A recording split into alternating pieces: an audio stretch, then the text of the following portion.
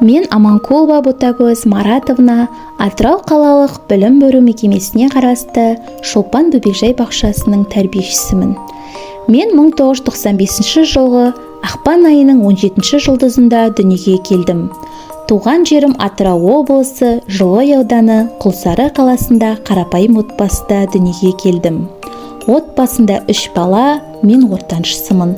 Анам мектеп мұғалімі, әкем жол патрульдік полициясы болып қызмет атқарды. 2002 жылы алғаш мектеп табалдырығын аттадым. Меңдекеш Сатыбалдиев атындағы мектеп гимназиясында білім алдым.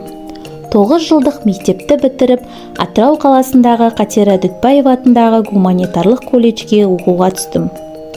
17 жасымда өз жартымды тауып отбасын құрдым. Үлкен әулетке келін атандым.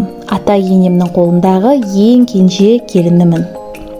Оқу мен отбасылық жолды қатар ала жүріп, оқуымды да аяқтап, 2 баланың анасы атандым.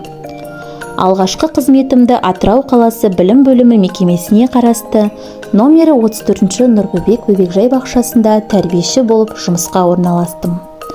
Арнаулы орта білімнен кейін жоғарғы оқу орнына түсуді мақсат еттім. Сол мақсаттың арқасында Атырау инженерлік гуманитарлық институтқа, мектепке дейінгі тәрбие және оқыту бөліміне оқуға орналастым.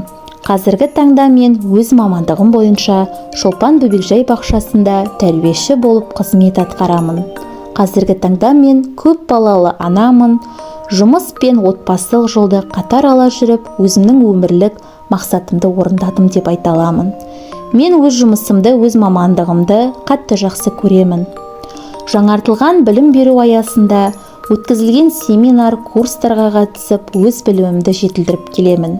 Өзімен қатар тәрбиеленушілерім де осал емес. Балабақша ішілік қалалық республикалық сайыстарға қатысып, жүлделі орындарды иеленіп жүр.